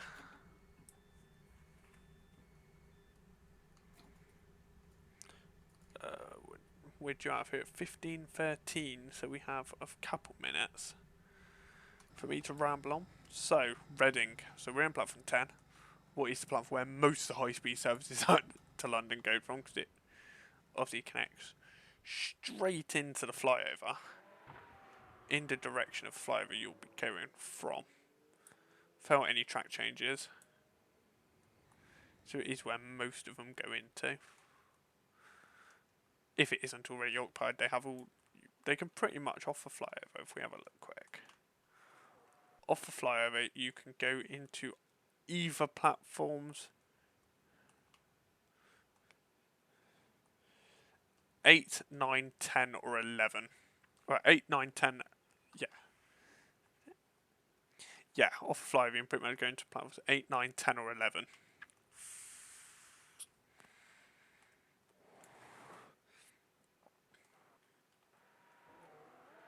Or something like that.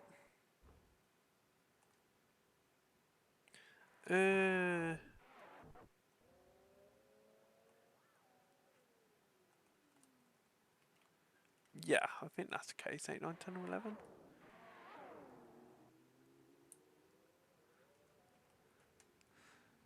And no, you can also go into 7. So 7, 8, 9, 10 or 11.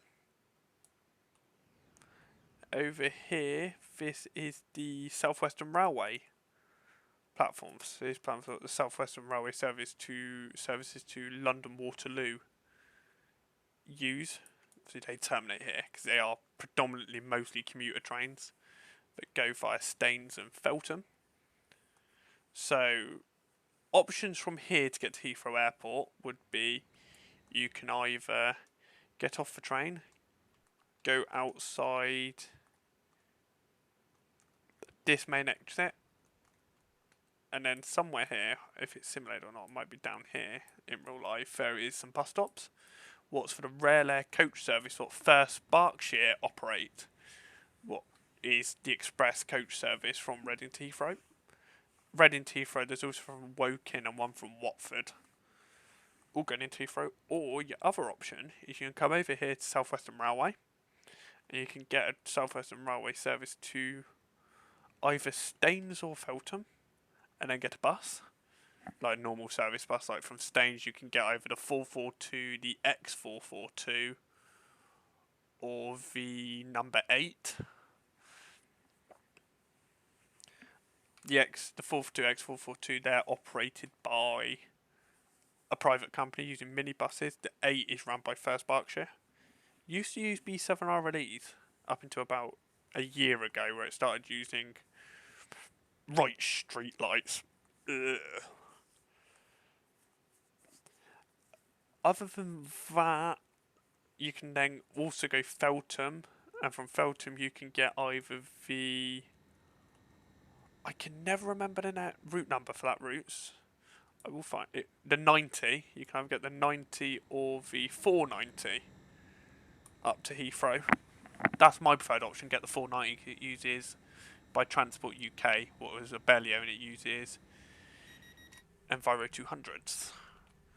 Now MMCs. Right. Off from Reading.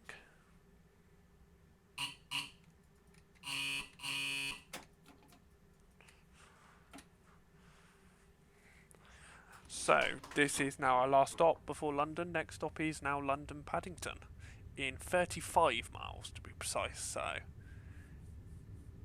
this is now the second longest distance between stations in this video. Because I think the other one overall was about just under 40 miles, so I think it's only about 3 miles shorter than the longest section. But it goes past pretty fast. We're at 125 the whole way. It only is about half an hour. 23 minutes, I think precisely. Not 100% sure. I have done it quite a few times. And that goes South West Rail services. Obviously, air travel, you can also get a GWR service to Gatwick via Guildford from Reading, what goes down that line, and then uses its own line between between Guildford and Redhill, where it will then join the Thameslink tracks, I think, will be the slow lines there. Yeah, it will then join the Thameslink lines, but Thameslink and Southern lines there to get to Gatwick. Obviously, Redhill's a weird one because yeah, it's a weird one because it is only in Train Simulator itself if you have the, I think it's the Reigate extension onto the London to Brighton route, or the Brighton main line, because it's on that. Most services down the London to Brighton don't serve Redhill because they use the avoiding line, what skips out Redhill completely. And I think it goes through a tunnel or something about a couple miles off to the side, under the town itself.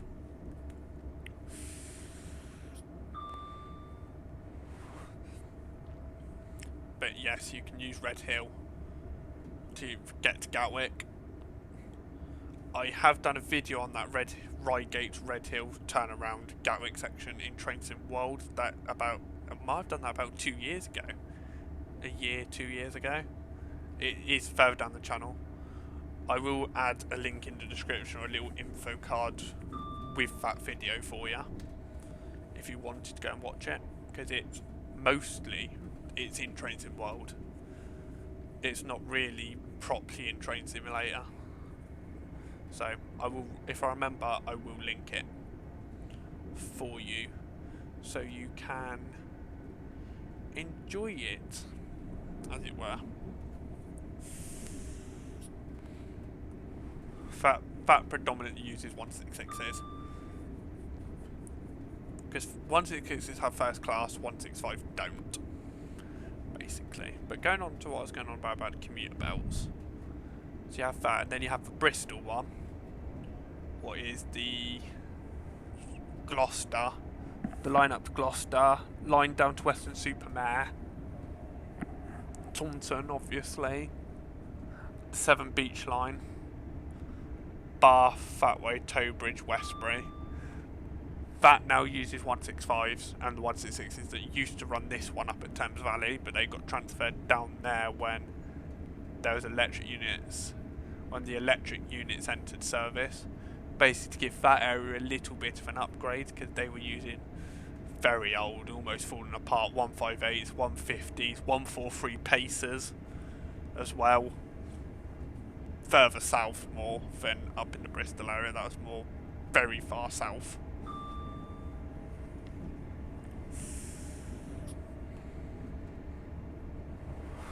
And little single car 153s as well, is what you used to get in that commuter belt in that area.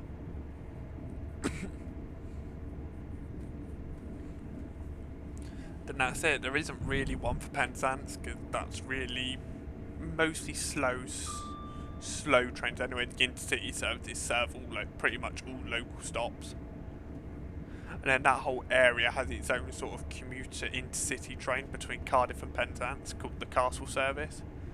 What, up until about a year, 2 years ago, used little 4-car short form HSTs, and it'd actually been using them for 4-car HSTs pretty much since privatisation, I'm pretty sure.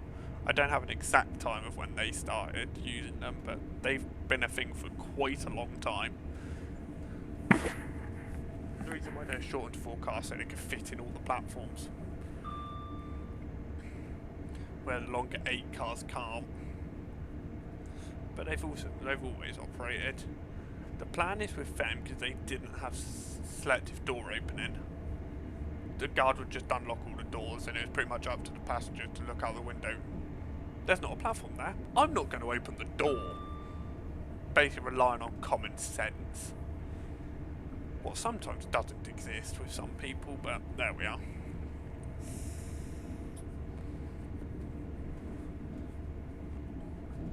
"26 miles to go now to London Paddington," where this video will obviously then end, because I've been sat here doing this for about 2 hours with the short break at Swindon. So this will probably be the longest bit of recording as well. Just do a save to boost the frames, and see that's instantly boosted the frames, because it's trying to, I'll have to do that quite a bit because it's loading so much in now past Reading, because it's very almost heavily built up the rest of the way to London.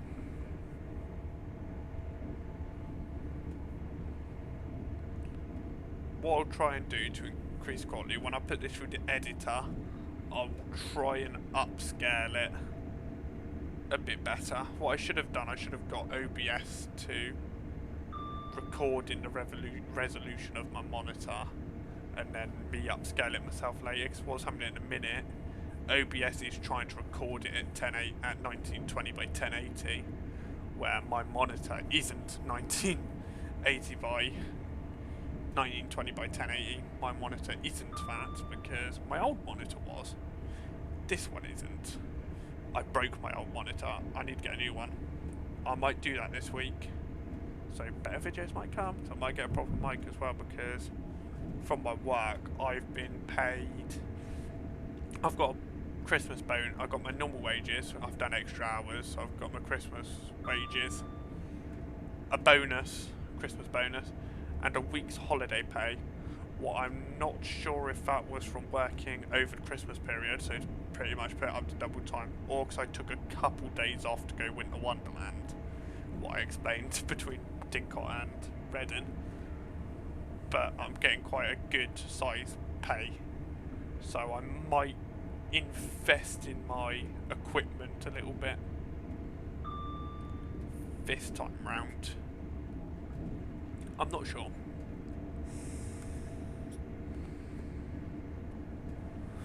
It would be a worthwhile investment, I think. Thing is, I also want the Moser truck wheel set. Failing that, the Hoary one. That's a little cheaper actually, so I might go with that one for my. Just save the game again. So I'm gonna have to keep regularly saving now because it's loading in London. With my computer, the main limiting factor is the RAM. I need to get more. It's got 16 gig. I need to get 32 really, but in order to think about getting 32,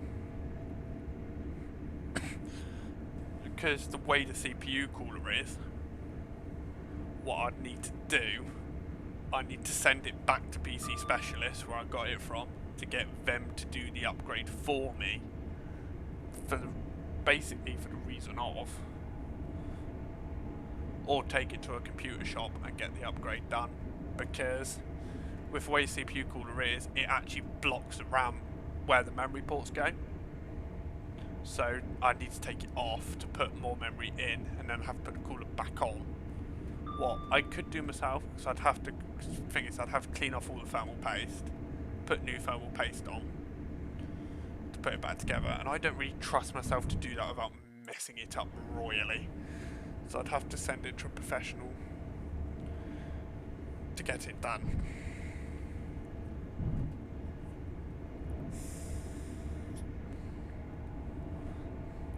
Say that, my mate does computer stuff. He's built a couple computers himself in his time, so I might get him to do it. This is Slough, so I'm about halfway now to Paddington.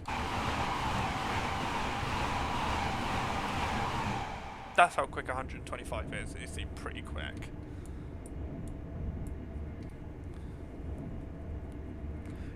To get the more RAM put in. But if I'm going to upgrade to more RAM, I may as well upgrade my CPU cooler to be a liquid cooler, so I don't have the issue in the future. Because with an air cooler, I've pretty much got the highest spec air cooler I can get. And the PC doesn't really get hot, but it would be nice to upgrade to a liquid cooler, just to make it so it's just to make sure. The thing is, put more RAM in, it is obviously going to be taking more power from the CPU to power the RAM and do the computing for the RAM, so I might need a liquid cooler at that point just to keep it stable. But this is quite a powerful machine, but with games like Train Sim and OMSI, they take RAM more than anything. Where was that? Was that Langley? Yes, it is. Another story. I used to live in Langley for a couple months growing up, but I don't really remember that because that was when I was literally like, what? A toddler? One of the many places. So I think the place I've lived is Hastings, Langley, Oxford, Chipping Norton, and then where I am now. What I'm not going to reveal. People who go on my TikTok, you'll probably realise that. And guess pretty quickly, but yeah.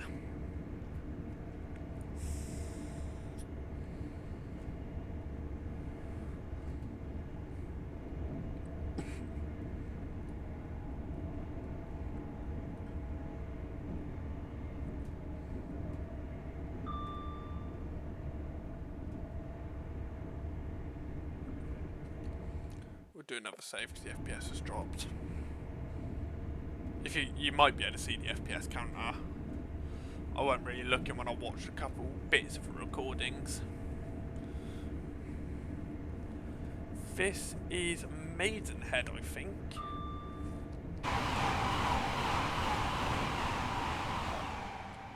Nope, that's West Drayton. Change here for Stockley Park.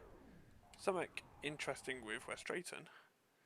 If we go down here, we have all these freight yards and the line does carry on.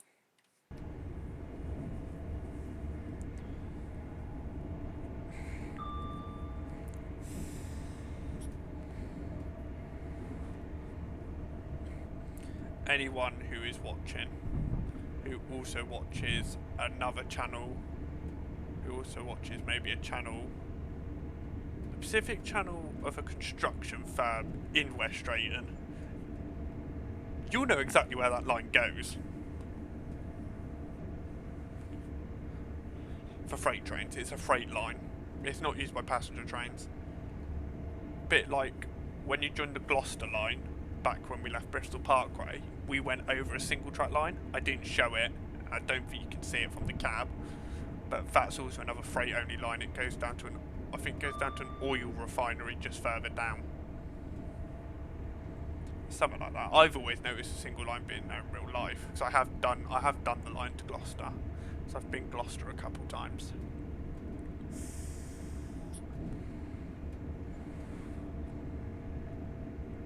I've ticked off quite a few places. This year alone I've been Gloucester, Salisbury, Weymouth, Portsmouth, obviously London,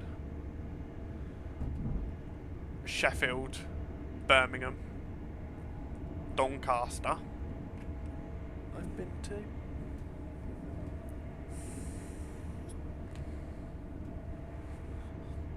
And the list goes on basically of places I've been to this year. Penzance, so I went to the Penzance Vintage Bus Running Day in April. So that's the first year I went to that. Not going to go again because it wasn't. It is good, but it isn't really my cup of tea. It's mostly old Bristol VRs, very old stuff. Like on New Year's Day, I was gonna record it for a video for like New Year's special. Didn't end up. I think I only recorded the bit the day before when I was on the Taunton Park and Ride, like my intro bit. I didn't remember to record anything else because it was just such a busy day. Because I was at the Wells New Year's running day on the 376 between Bristol and Wells. It was such a busy day with so much going on. I didn't really get a chance to record anything. What the reason why I didn't fully announce the fact I was going to do that video, I might have said a little bit here and there, is because I didn't know if I'd actually fully get the time to do it. If you didn't notice, a little while back we went under Heathrow Junction through Hayes and Harlington. This, if I'm not mistaken, is going to be, there's no signs because the sign had been missing for some reason, hence why we've got little milk bottles. Is there no? Bring the speed down to 100 now because that was West Ealing. Now only 5 miles from Paddington and 5 miles from the end of this video. This is Ealing Broadway. Again, probably milk bottles galore because I think I'm missing a requirement. Unfortunately, these are London Underground platforms, but yeah, I'm definitely missing a couple of requirements. Well, I will definitely have to get them fixed and have a look. So that will be the central line going off. The district line goes off just after the station. So see, from, if I get my facts right here, from Hayes and Harlington onwards we've gone on to what looks like older electrification, because this bit was electrified back in the 90s for the start of Heathrow Express. This is actually, as I said earlier, not electrified, and here's out to the main line. In real life, that bit of construction what you just saw, that is construction work for Elizabeth Line. What has now been constructed is now operational, but there's now a fly under part of Acton Yard, just to allow trains to avoid the junctions for what is a very busy freight yard, to avoid conflicting with freight trains in order to get to where they need to go. Here, so this on this side, that's North Pole Depot. That's what is now the GWR depot for these IETs. Now bring that back down to 50. It's now coming into Paddington. So yeah, that's now for the IETs. This side, this is Old Oak Common. All that side of it isn't there anymore, apart from the bit right over there, what's the Elizabeth Line depot. The rest of it there is now where they're constructing the Old Oak Common station for High Speed 2. So it's a massive construction site now. So after Elizabeth Line was finished, the next thing that started was High Speed 2. What is obviously now being constructed. What has led in the last year or so to quite a few interesting little line closure related things, where the lines through here have been closed to allow HS2 works to go on, because eventually they'll build platforms and that'll be a station on the Great Western Main Line as well, where all trains in and out of Paddington will serve. What for me would be useful, because it means I will just get off there instead of continuing into Paddington, because I mostly stay in a hotel on Bath Road in London, down by Heathrow, so it would make more sense for me to change for Elizabeth Line at Old Oak Common once that's eventually open.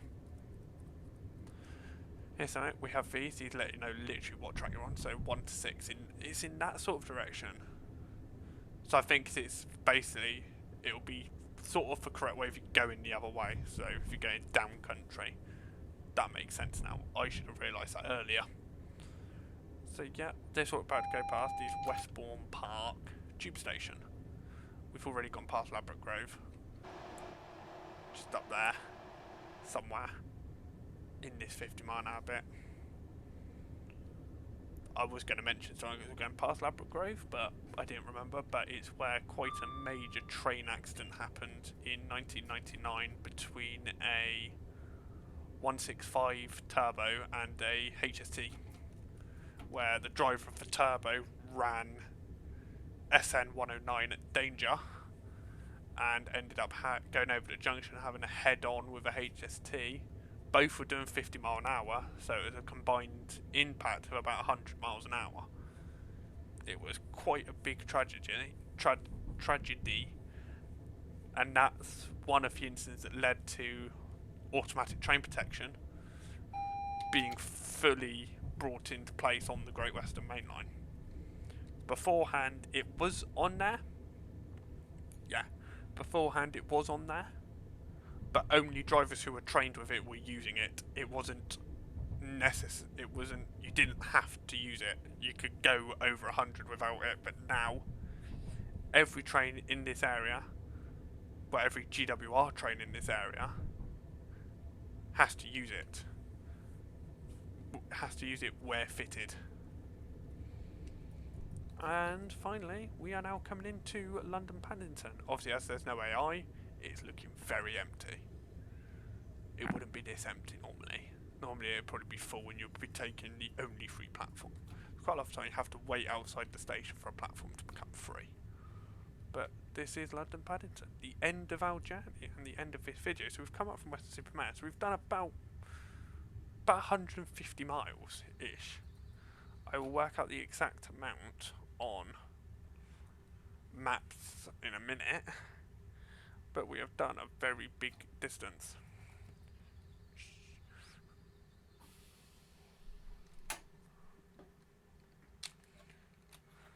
Right, let me quickly shut down the train.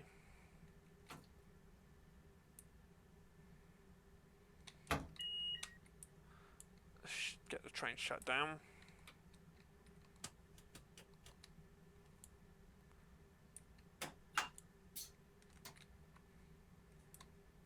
Set the DRA. And that is now Journey's End at London Paddington. Love the sounds. We're in platform 5.